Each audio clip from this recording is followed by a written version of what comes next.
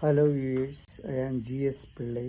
Welcome to my channel GS Pillai Series.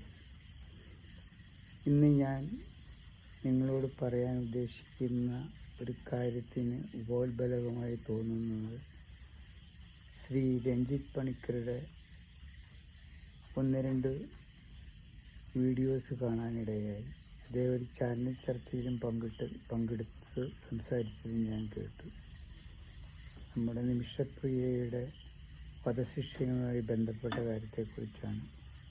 Shri Ranjith Panicker പറയുന്ന കാര്യങ്ങളോട് നമുക്ക് പൂർണ്ണമായി യോജിപ്പാണ്. പക്ഷേ ശ്രീ അഡ്വക്കേറ്റ് അഭിലാഷ് പറഞ്ഞ മാതിരി അവർ ചെയ്ത തെറ്റുകളെ ന്യായീകരിക്കുന്നതല്ല, അവർ ചെയ്തത് ഏറ്റവും ഭീകരമായ ഒരു കുറ്റം തന്നെയാണ്. പക്ഷേ അതിനുള്ള പോംവഴിയായി അവരുടെ ജീവൻ കൊടുക്കുക എന്നൊറ്റ കാര്യത്തിലാണ് ഒരു അഭിപ്രായ വ്യത്യാസം. അവർ ചെയ്ത കുറ്റത്തിന് അവർ ശിക്ഷിക്കപ്പെടട്ടെ, അവിടുത്തെ കോടതി പറയുന്ന ജീവപര്യന്തമോ അതിനപ്പുറമോ ആയിക്കോട്ടെ. പക്ഷേ അവരുടെ ജീവൻ കളഞ്ഞുള്ള ഒരു ശിക്ഷയ്ക്കാണ് നമ്മളുടെ ബോധം ഉയർത്തെഴുന്നേൽക്കേണ്ടത്.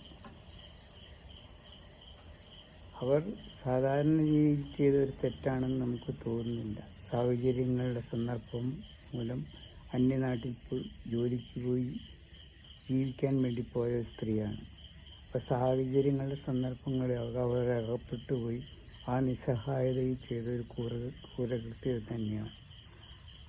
അപ്പോൾ അവർ ചെയ്ത എന്തെന്ന് അവർക്ക് തന്നെ ഒരു പക്ഷേ അറിയുണ്ടാവില്ല. നമുക്ക് സാമാന്യ ബുദ്ധിയിൽ തോന്നുന്ന ഒരു കാര്യമാണ് ഞാൻ പറയുന്നത്. അത് നിയമത്തിൻ്റെ കണ്ണിൽ കൂടി അതിനെ വിശകലനം ചെയ്യാൻ നോക്കിയാൽ നമുക്കതിനൊരു അർത്ഥം കിട്ടിയെന്ന് വരില്ല.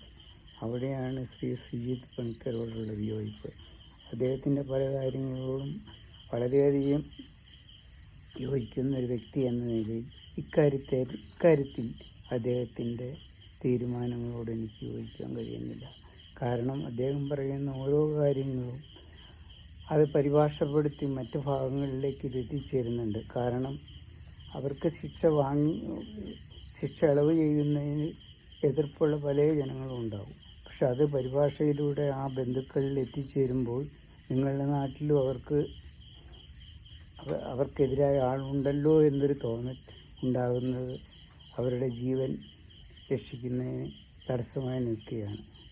ഈ ഒരു കാര്യം ഒന്ന് സൂചിപ്പിക്കാൻ വേണ്ടി മാത്രമാണ് ഇപ്പോൾ ഞാൻ ശ്രമിക്കുന്നത്. Thank you.